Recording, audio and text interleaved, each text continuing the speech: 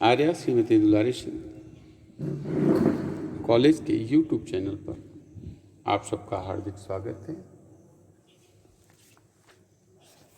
आज हम आपको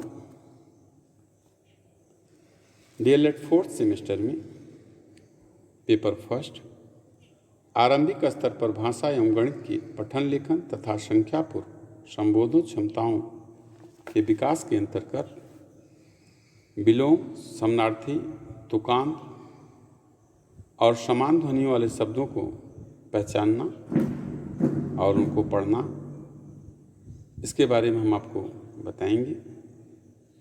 आशा करते हैं कि आपको हमारे द्वारा बताई गई बातें समझ में आएंगी। पिछले वीडियो में हमने आपको विराम चिन्हों का प्रयोग बताया था, तो चलिए शुरू करते हैं आज का टॉपिक।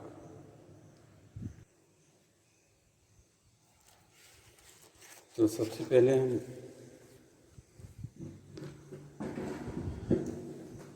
विलोम शब्द जानेंगे कि विलोम शब्द क्या होता है।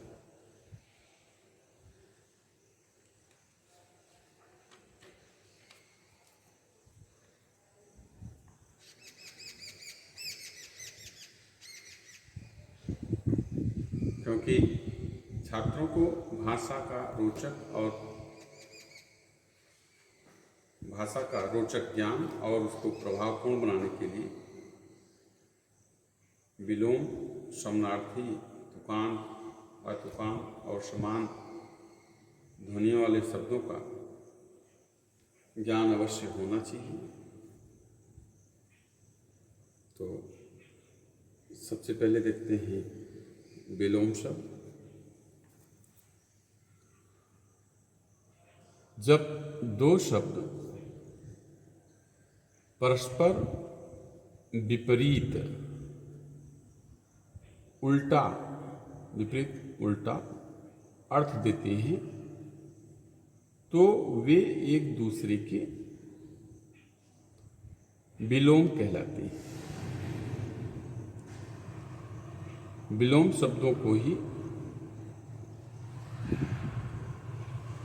विपरीतार्थक शब्द कहा जाता है। यहाँ पे कुछ हमने आपको विलोम शब्द दे रखे हैं। विलोम शब्द बहुत सारे हैं जिनको आप पुस्तकों में देख सकते हैं। यहाँ पर मैंने कुछ ही विलोम शब्दों का वर्णन किया है।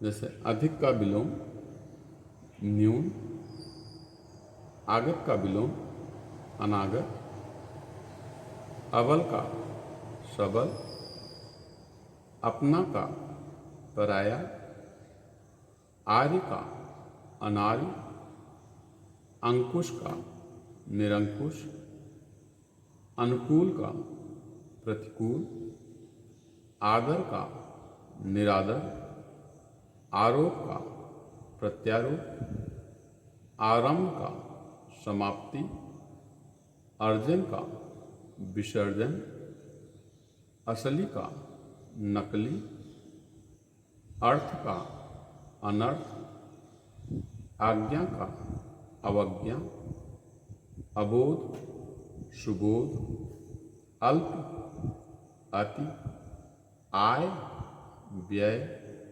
आभय अभय, सभय, अग्र पश्च, अन्य अनन्य, स्थिर अस्थिर, इसको अस्थिर बोलेंगे, आहूत अनाहूत।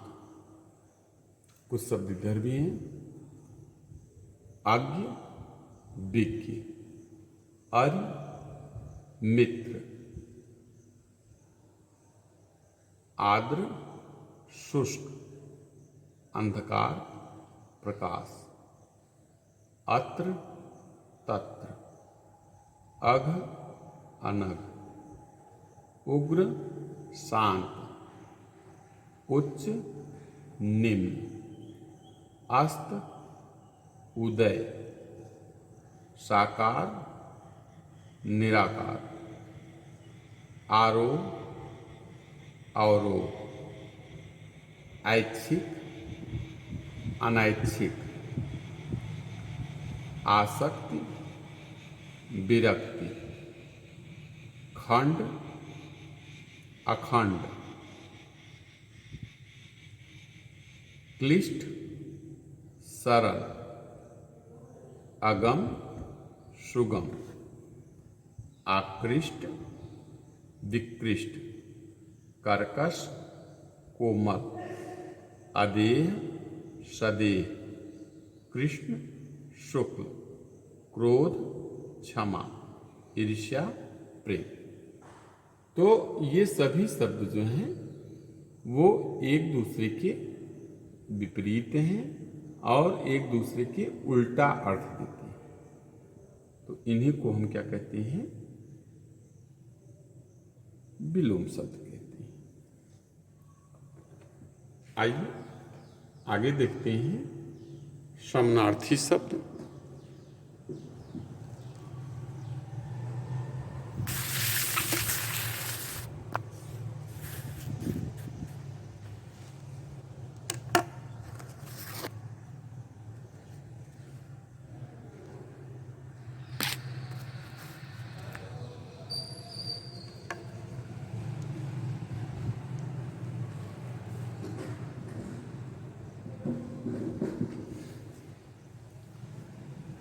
समानार्थी शब्द वे शब्द, इनको समानार्थी को हम पर्यायवाची शब्द भी बोलते हैं। ध्यान रखिए, याद रखिएगा इसको, कि जो समान अर्थ देते हैं।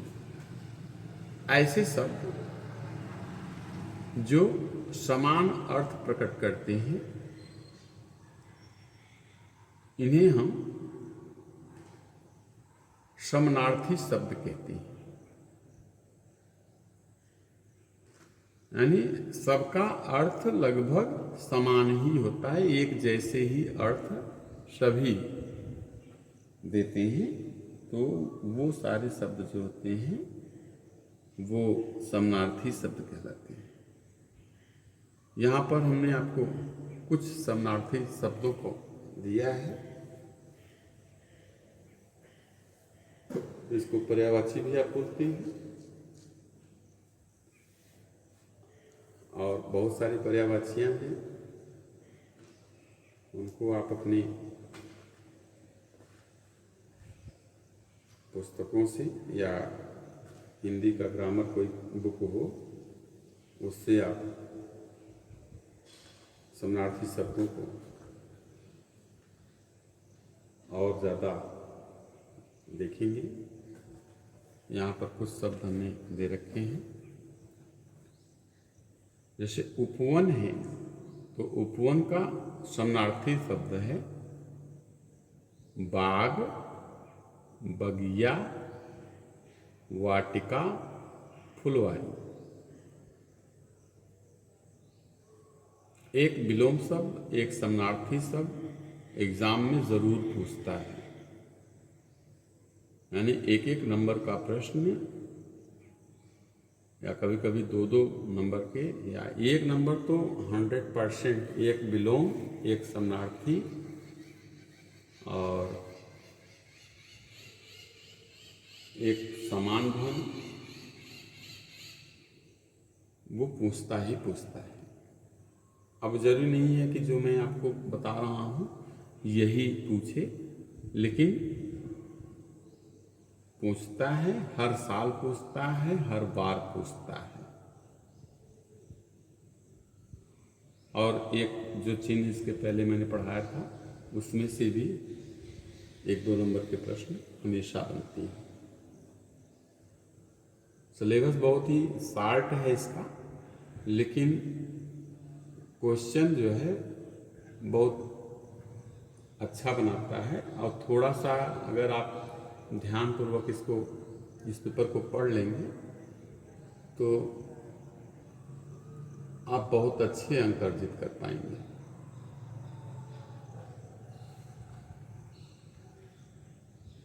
अंधकार है अंधकार का समानार्थी शब्द है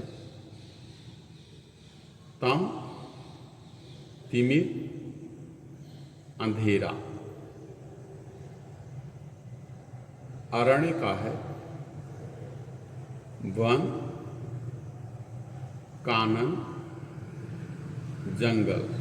आप देखिए सब समान अर्थ दे रहे हैं। आकाश का गगन, नभ, आसमान। वायु का हवा, पवन, अनिल, समीर। कामदेव का मनोज, मदन, मनमथ। कोमल का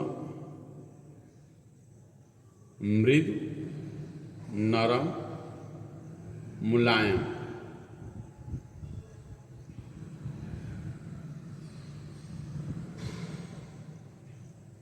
वस्त्र का पट, चीर, अंबर। तालाब का सरोवर, जलाशय, ताल।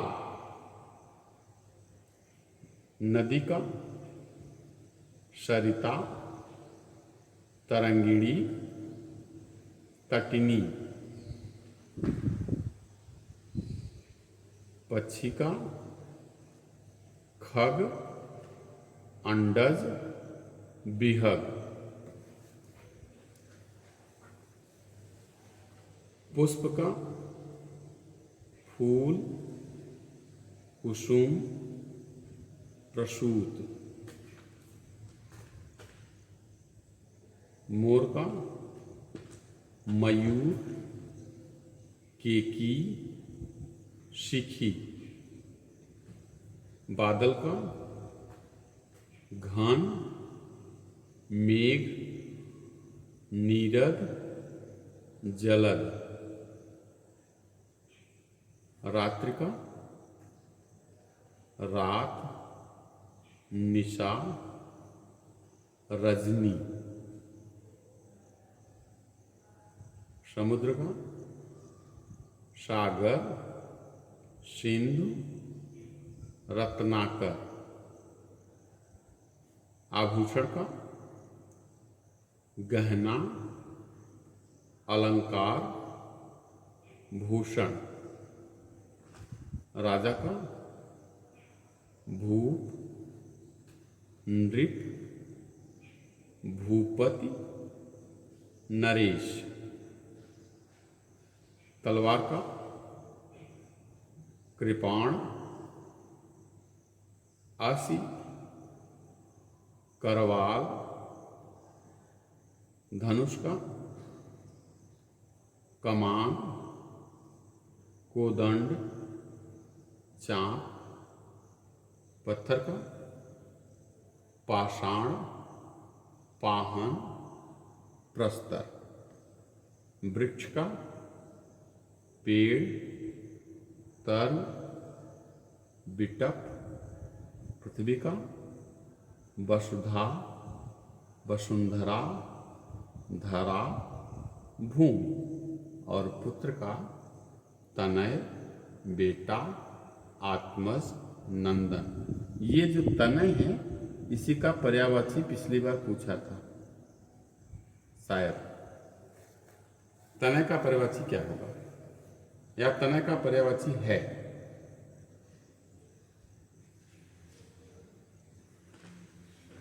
और इस तरीके से विकल्प देता है कि सब एक जैसे ही लगते हैं। तो जब तक आपको पर्यायवाची या समानार्थी शब्दों का ज्ञान नहीं रहेगा तब तक आप जो है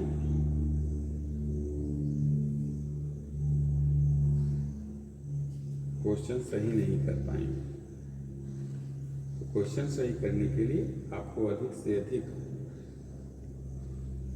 शरणार्थी शब्दों को देखना होगा।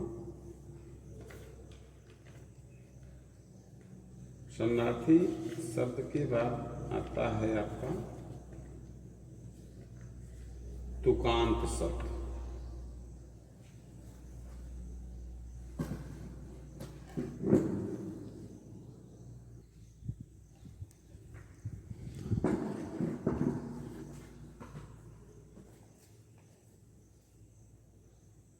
तुकांत शब्द क्या होता है?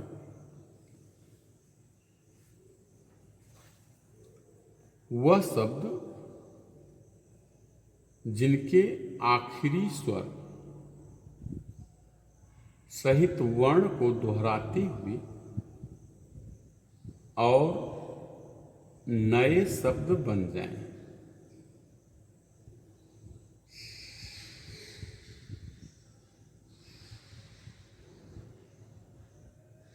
उन्हें तुकांत शब्द कहा जाता है। अंग्रेजी में रैम भी बोलते हैं। और ऐसे शब्दों का प्रयोग गीत, कविता तथा शायरियों में किया जाता है, जिससे भाषा अति आकर्षित हो जाती है तथा सुनने में रोचकता आती है। जैसे एग्जाम्पल हमने यहाँ पे दिया है जेय। आप ध्यान से देखिएगा, आखिरी स्वर सहित वर्ण को दोहराते हुए नए शब्द बन जाएं। जे, हे, ध्येय, हे, रे। देख रहे हैं? अब जे का मतलब होता है जीतने योग्य और हे का मतलब होता है छोड़ने योग्य और ध्येय का मतलब होता है ध्यान करने योग्य। और ये तीनों जो हैं वो तुकांत शब्द, रैमिंग वर्ड। अब जैसे यहाँ पे लिखा मैंने पेय गेय। पेय का मतलब होता है पीने योग्य पदार्थ और गेय का मतलब होता है गाने योग्य।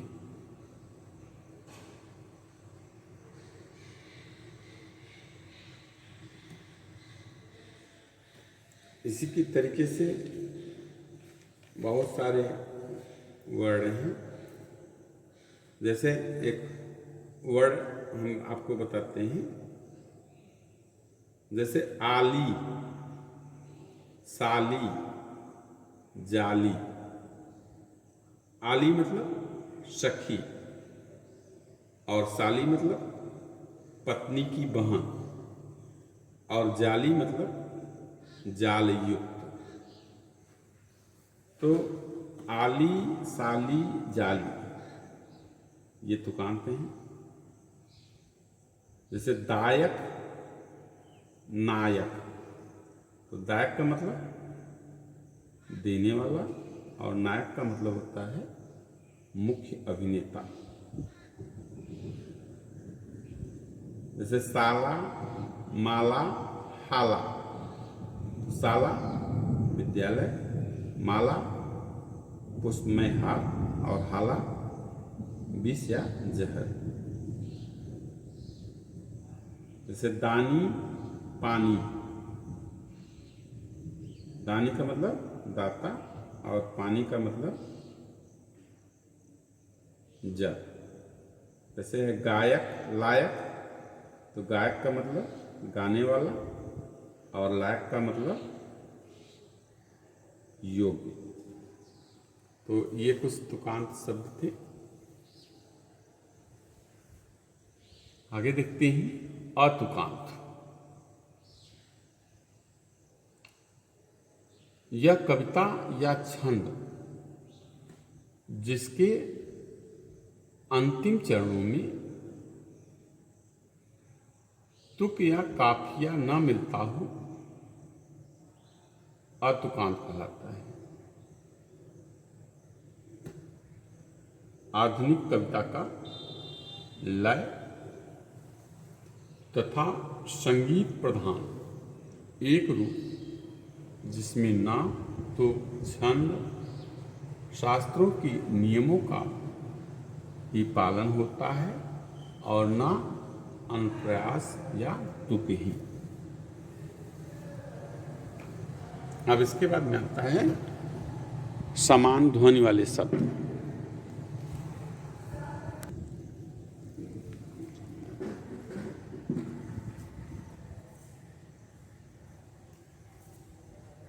प्रत्येक भाषा में प्रायः कुछ ऐसे शब्द होते हैं जो वर्तनीगत भिन्नता रखते हुए भी उच्चारण में समान होती हैं। समान सुनाई देने वाले इन शब्दों में अर्थगत कोई साम्य नहीं होता है। इन शब्दों को समान ध्वनि वाले शब्द कहते हैं, यानी शब्द उसकी जो ध्वनियां होंगी वो ध्वनियां एक जैसी होंगी, लेकिन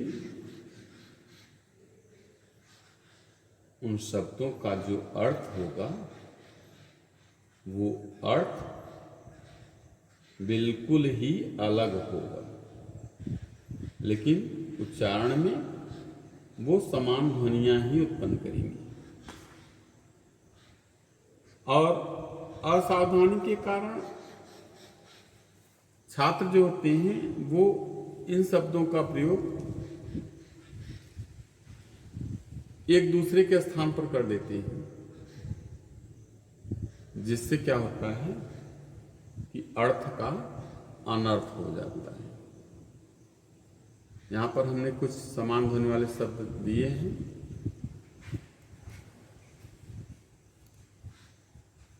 जैसे लिखा है, देखिए अंश। तो इस अंश का मतलब होता है भाग, और ये भी क्या है, ये भी अंश है, लेकिन इस अंश का मतलब क्या होगा, कंधा। अगर इसके स्थान पर इसका प्रयोग हो जाए तो पूरा चौपट ही हो जाएगा। अब ये देखिए अवधि, अवधि। अब यहां पे इस अवधि का मतलब होता है समय, और ये अवधि जो है वो क्या है, भाषा है। यहां पर हमने लिखा है पास, और ये भी क्या है, पास, लेकिन इस पास का मतलब होता है बंधन, और इस पास का मतलब होता है निकट। यहां लिखा है बात, तो इस बात का मतलब होता है बातचीत, और ये भी बात, लेकिन इसका मतलब क्या हुआ, ये बात है, ये बात है, लेकिन उच्चारण जो आप देखिए समान ध्वनि हो रही है, लेकिन इस बात का मतलब होता है वाय। ऐसे ही है दिन और दीन। तो एक दिन और दूसरा दीन। दिन मतलब क्या होता है, गरीब। लेकिन छात्र क्या करते हैं कि असावधानी में समान ध्वनि होने से वो एक के स्थान पर दूसरे का प्रयोग अक्षर ही करते हैं। तो इस बात पर छात्रों को विशेष रूप से ध्यान देना होगा और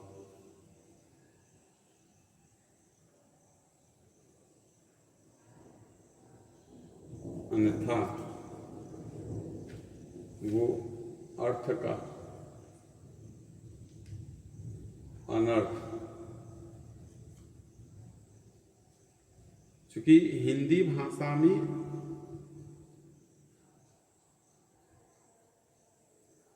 लेखन जो है वो बहुत ही मायने रखता है। शुद्ध लेखन बहुत ही इम्पॉर्टेंट, वेरी इम्पोर्टेंट। अगर आप भाषा को शुद्ध नहीं लिखेंगे और सही से उसका उच्चारण नहीं करेंगे तो हमेशा वो अर्थ का अनर्थ ही होगा।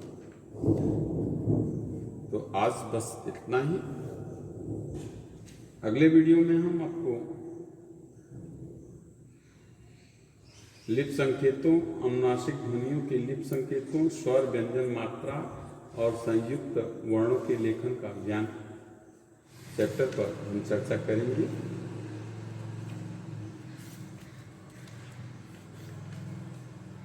आशा करते हैं कि आपको हमारे द्वारा बताई गई बातें समझ में